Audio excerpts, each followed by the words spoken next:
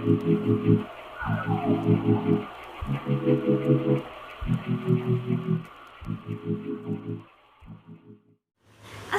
warahmatullahi wabarakatuh. Hello everyone, welcome back to our YouTube channel ICB English 2018. I'm Lailatul Choirun Umma and my partner. Dan saya Siti In Nurhidayah. the next few minutes, we will accompany you. But today we will explain about abortion with disagree arguments. So happy watching. First of all, I will explain to you about definition of abortion. Abortion, in the Latin called abortus. In Islam, abortion uses several words, namely isqat, ijhad, ilqa, Th.I, and inzal, which means abortion of the fetus from the womb before reaching its perfection. In the medical world, abortion is a result of conception or fertilization before 20 weeks of gestation or 5 months, weighing less than half a kilogram. So, in this case, we can conclude that abortion is the release of the result of conception or fetus before reaching the proper age, so that there is no life expectancy for the fetus. Next, about types of abortion. In the medical science, abortion is distinguished based on the way it occurs. They are spontaneous abortion. Spontaneous abortion is an abortion that occurs not because of medical factors but because of a natural process. This occurs due to several factors, including accidents, shock, bleeding, or illness suffered by a person. For example, diabetes, and so on.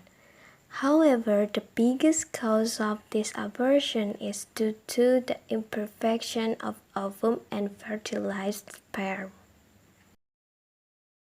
Second, provocatus abortion. Provocatus abortion is an abortion that occurs because of an egg. This type of abortion can be divided into two, namely abortus artificialis therapicus and abortus provocatus criminalis. Abortus artificialis therapicus is an abortion that doctors perform on the basis of the medical indications. This is done for the good of the mother, both mentally and physically. For example, the mother suffers from tuberculosis, which can endanger her life if the pregnancy continues. And the second, abortion provocatus criminalis, is an abortion that is performed without any medical grounds. For the next material will be explained by Siti Nurhidayah. The view of Islamic Sharia generally prohibits the practice of abortion. The first is Islamic Sharia comes in order to maintain ad-daruriyat al-khams, which is 5 things are urgent. Di antaranya, menjaga agama, menjaga jiwa, menjaga akal, menjaga keturunan, dan menjaga harta, di mana salah satunya yakni menjaga jiwa dengan tidak membunuh atau melakukan praktik aborsi. The second is, abortion is very much at odds with the main purpose of marriage. This is according Quran Surah Al-Isra 6 verse. A'udzu billahi minasyaitonir rajim. Bismillahirrahmanirrahim.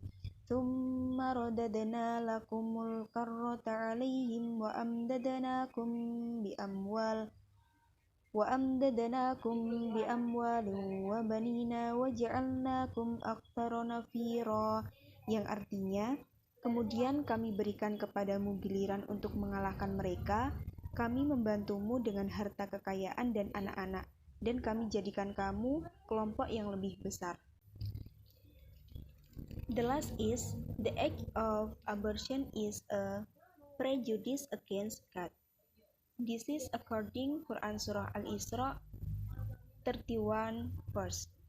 ketika dilakukan dengan dorongan rasa takut akan ketidakmampuan untuk mengemban beban kehidupan, biaya pendidikan, dan segala hal yang berkaitan dengan konseling dan pengurusan anak.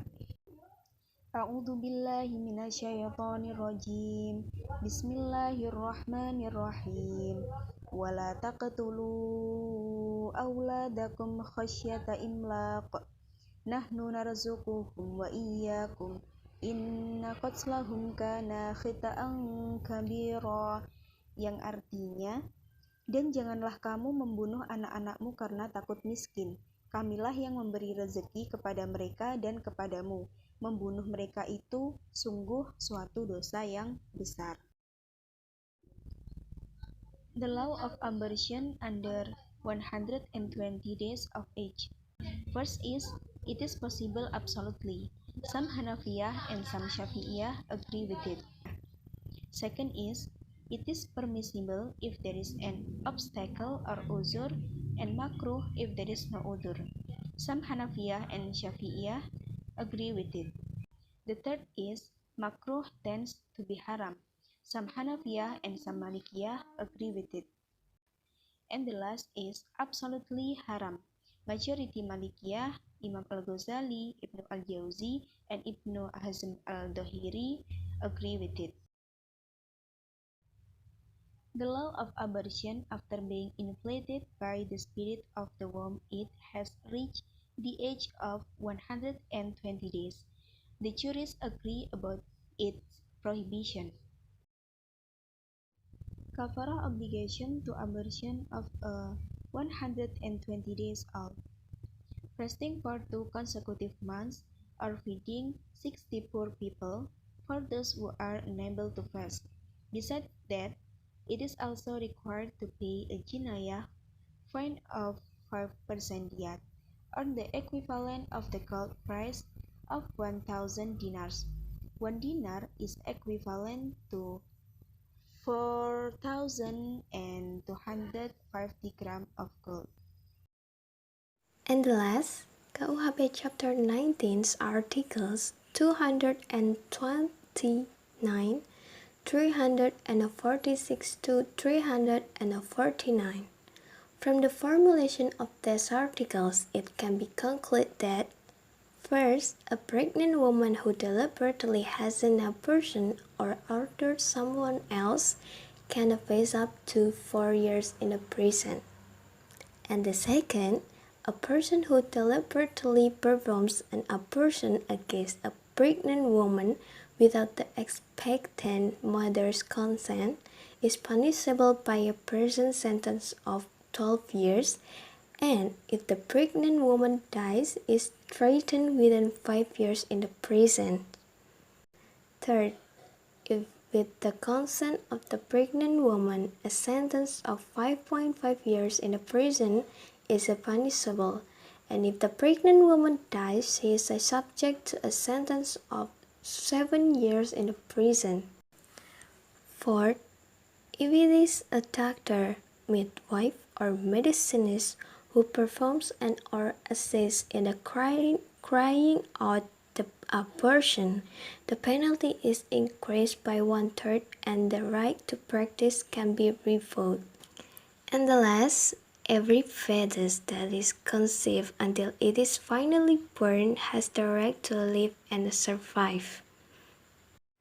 Okay, that's all about abortion with disagree arguments. Thank you for your attention. Thank you for watching. Wassalamualaikum warahmatullahi wabarakatuh.